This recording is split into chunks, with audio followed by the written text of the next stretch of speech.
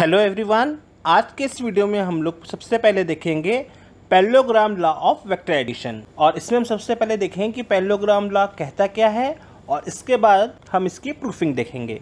तो चलिए शुरुआत करते हैं अपने टॉपिक की। पैरेललोग्राम लॉ ये कहता है कि अगर किसी ऑब्जेक्ट पे कोई दो फोर्सेस किसी पैरेललोग्राम के एडजेसेंट साइड्स की तरह अप्लाई हो रहे हों, एक्ट कर रहे हों, उसका जो रिजल्टेंट होता है वो रिजल्टेंट उसके डायगोनल के थ्रू रिप्रेजेंट होता है। तो चलिए देखते हैं इसका कैसे रिप्रेजेंटेशन होता है। हमने एक ऑब्जेक्ट लिया और उस पर जो फोर्सेस लग रहे हैं उसको हम रिप्रेजेंट कर रहे हैं। ये एक फोर्स है, इसको हमने एक वेक्टर रिप्रेजेंट किया, वेक्टर पी हमने कंसीडर कर लिया। और एक इसी पे दूसरा फोर्स लग रहा है जो हमने क्या लिया, क्यू वेक्टर। पैरेललोग्राम हमें कंसीडर करने के लिए हम क्या करेंगे, वेक्टर P के पहले हमने एक लाइन ड्रॉ की और ये भी क्या होगा, एक हमने वेक्टर Q के पहले एक लाइन ड्रॉ की। तो अब ये जो मेरा रिजल्टेंट होगा वो रिजल्टेंट ये जो मेरा पैरेललोग्राम है इसके डायगोनल के थ्रू रिप्रेजेंट होगा। तो इसका जो रिजल्टेंट है वो क्या है, वेक्टर R। तो आइए अब हम देखते हैं कि इसकी प्रूफिंग क्या होगी। तो प्रूफिंग करने के लिए सबसे पहले हमने क्या किया, ये जो मेरा पैरेललोग्राम है इस पैरेललोग्राम के जो कॉर्नर्स हैं उनकी नेमिंग कर देते हैं A, B, C and D। अब हम क्या करते हैं, साइड AD को हमने एक्सटेंड किया और कॉर्नर C से AD पे एक हमने परपेंडिकुलर ड्रॉ किया और ये जो परपेंडिकुलर है इसने AD को E पॉइंट पे मीट किया। ज्योमेट्री से ये क्लियर है कि जो CD है CD भी जो होगा वो वेक्टर Q को रिप्रेजेंट करेगा। और हमने ये माना था कि जो दो फोर्सेस है वेक्टर P और वेक्टर Q, ये दोनों जो वेक्टर्स हैं इनके बीच का एंगल क्या है, थीटा। अगर ये एंगल थीटा है तो ये एंगल भी कितना होगा, थीटा। अब अगर हम राइट एंगल ट्रायंगल CDE की बात करेंगे तो यहाँ पे अगर हम साइन थीटा की बात करें तो साइन थीटा होगा आपका perpendicular upon hypotenuse, that is sine theta equal to CE upon CD। और यहाँ पे जो CD है CD को हम वेक्टर Q लिख सकते हैं। तो यहाँ पे ये इम्प्लाई आएगा CE equal to CD sine theta और CD की जगह हम लोग वेक्टर Q हो जाएगा। तो यहाँ पर जगह Q साइन थीटा। ठीक इसी तरीके से अगर हम लोग कॉस थीटा की बात करें तो कॉस थीटा हो जाएगा आपका base upon hypotenuse, that is DE upon CD। ये क्या इम्प्लाई करेगा कि जो हमारा DE है ये इक्वल हो जाएगा आपका CD कॉस थीटा के और CD जो है वो आपका वेक्टर Q है तो हो जाएगा वेक्टर Q कॉस थीटा। तो अब अगर हम यहाँ पे एक फिगर में देखें तो CE जो है ये किसके इक्वल है, Q साइन थीटा के, और जो DE है ये है Q कॉस थीटा के इक्वल है। अब अगर हम राइट एंगल ट्रायंगल CAE को देखें तो अगर हम इसमें पाइथागोरस थ्योरम लगाएं तो पाइथागोरस थ्योरम कहता है कि the square of the hypotenuse is equal to the sum of the square of the other sides. तो यहाँ पे जो हाइपोटेन्यूस है वो है आपका CA square equal to AE square plus CE square. Okay, AE की जगह हम लोग लिख सकते हैं AD प्लस DE का होल स्क्वायर प्लस CE का स्क्वायर। अब AD जो है अगर हम इसको वेक्टर के फॉर्म में लिखेंगे तो AD की वैल्यू है आपकी P प्लस DE है आपका Q कॉस थीटा, इस पूरे का होल स्क्वायर हो जाएगा, प्लस CE की जगह हम लोग लिख सकते हैं Q साइन थीटा का होल स्क्वायर।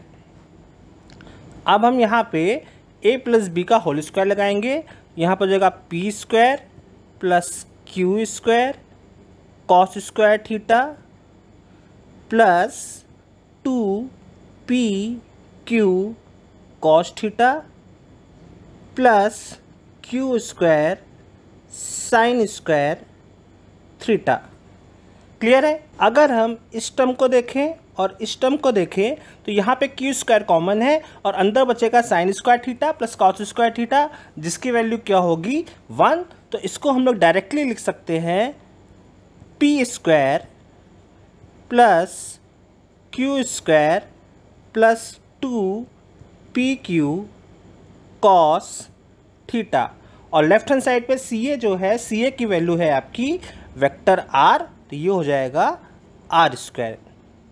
इसको अगर हम और अंडर रूट के फॉर्म में और शॉर्ट करना चाहें और सॉल्व करें तो आर इक्वल टू हो जाएगा आपका under root of P square plus Q square plus 2pq cos theta. Okay, जो हमारा रिजल्टेंट है वो क्या है, एक वेक्टर क्वांटिटी है तो रिजल्टेंट का मैग्नीट्यूड भी होगा और उसकी डायरेक्शन भी बतानी पड़ती है। तो अगर हम कहें कि जो मेरा ये आर आया है ये क्या बता रहा है, ये बताएगा रिजल्टेंट का मैग्नीट्यूड। ये वैल्यू क्या बताएगा, मैग्नीट्यूड। जो हमारा रिजल्टेंट आया है उसका मैग्नीट्यूड बताएगा। और अगर हमसे ये कहा जाए कि इस वेक्टर की जो रिजल्टेंट आया है उसकी डायरेक्शन बतानी है तो हमने कंसीडर किया कि जो मेरा रिजल्टेंट आर है वो एक वेक्टर पी से एक अल्फा एंगल सबटेंड कर रहा है। कितना एंगल सबटेंड कर रहा है, अल्फा। तो अगर हम tan अल्फा की बात करें, ट्रायंगल सी ए ई में अगर हम tan अल्फा की बात करें तो यहाँ पे tan अल्फा इक्वल टू हो जाएगा perpendicular upon base that is C E upon A ई।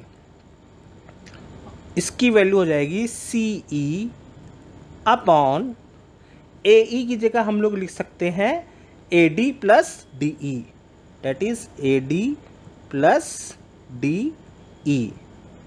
तो अब हम सी ई की वैल्यू लिख देते हैं। सी ई की वैल्यू है आपकी Q sine theta upon P plus Q cos theta. तो ये हो गया आपका एंगल और ये क्या बताएगा, जो हमारा रिजल्टेंट आया है उसकी डायरेक्शन बताएगा। ठीक है, तो यहाँ से हमें क्या पता लग गया, डायरेक्शन। तो जो मेरा रिजल्टेंट था, जो किसी ऑब्जेक्ट ए पे जो दो फोर्सेस लगे थे या जो दो वेक्टर थे, वेक्टर पी और क्यू, उसका जो रिजल्टेंट आएगा आर, उस आर का जो मैग्नीट्यूड होगा वो हमें इस फॉर्मूले से पता लगेगा और उसका डायरेक्शन हमें किस फॉर्मूले से पता लगेगा, इस फॉर्मूले से पता लगेगा। So parallelogram law of vector addition में हमारे जो फॉर्मूले निकल के आए, एक फॉर्मूला ये आया, ये बताता है मैग्नीट्यूड और ये फॉर्मूला बताता है आपकी डायरेक्शन। सो अगर हमारा जो थीटा एंगल है, अगर ये थीटा एंगल हमारा 0 डिग्री है तो यहाँ पे हम थीटा की वैल्यू 0 रखेंगे तो यहाँ पे आर की वैल्यू आ जाएगी आपकी, cos 0 की वैल्यू होती है 1, तो यहाँ पे हो जाएगा under root P square plus Q square plus twice P Q. और इसको जब हम लोग सॉल्व करेंगे तो ये बन जाएगा हमारा p प्लस क्यू का होल स्क्वायर अंडर रूट।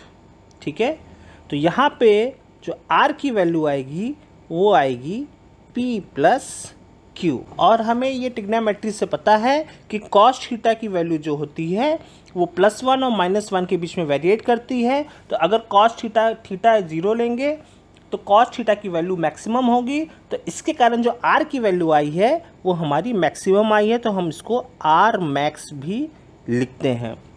तो r की जो मैक्सिमम वैल्यू, जो मैक्सिमम रिजल्टेंट हमारा कब होगा, जब हमारा दोनों वेक्टर्स के बीच में एंगल क्या होगा, 0 होगा। और हम इसका रिजल्टेंट का एंगल देख लेते हैं। अगर हमने यहाँ थीटा की वैल्यू 0 पुटअप की है तो यहाँ पे साइन 0 हमारा क्या हो जाएगा, 0। तो इसका मतलब क्या हुआ, इस केस में tan अल्फा की वैल्यू क्या आ जाएगी, 0। ऑब्वियस सी बात है, अगर दोनों वेक्टर्स के बीच में कोई एंगल नहीं है तो उनका रिजल्टेंट भी क्या होगा, सेम डायरेक्शन में जाएगा और उनके बीच में कोई एंगल फॉर्म नहीं होगा। अब अगर हम बात करते हैं कि अगर दोनों वेक्टर्स के बीच में एंगल कितना हो, 90 degree, theta equal to 90 degree की बात करते हैं। तो अगेन इन दिस केस में क्या होगा, जो मेरा थीटा होगा वो क्या हो जाएगा 90 डिग्री। तो अगर 90 डिग्री तो कॉस 90 की वैल्यू होती है 0।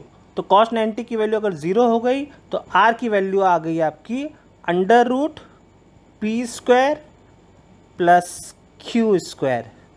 और कॉस 90 कितना हो गया था हमारा 0, तो इसलिए ये वाला टर्म क्या हो जाएगा 0। और ठीक हम अगर एंगल की बात करें तो tan अल्फा हो जाएगा हमारा, sin 90 होता है 1 तो q हो जाएगा अपॉन p, और cos 90 होता है आपका 0 तो यहाँ पे क्या हो जाएगा q अपॉन p।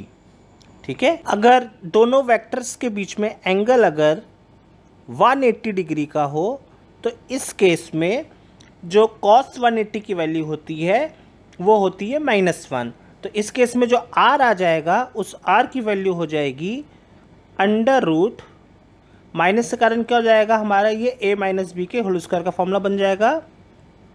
यहाँ पे आ जाएगा p - q का होल स्क्वायर, और जब हम इसको सॉल्व करेंगे तो आ जाएगा p - q। और यहाँ पे जो r है तो ये क्या बताएगा r मिनिमम।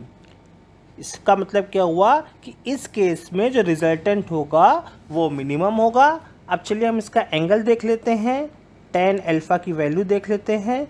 तो tan अल्फ़ा = sin 180 की वैल्यू होती है 0, तो इस केस में अल्फ़ा कितना हो जाएगा 0। तो इसका मतलब क्या हुआ कि जो अल्फ़ा आ जाएगा इस केस में वो 0 हो जाएगा। If you like this video, please click subscribe to watch more such videos. Thanks for watching.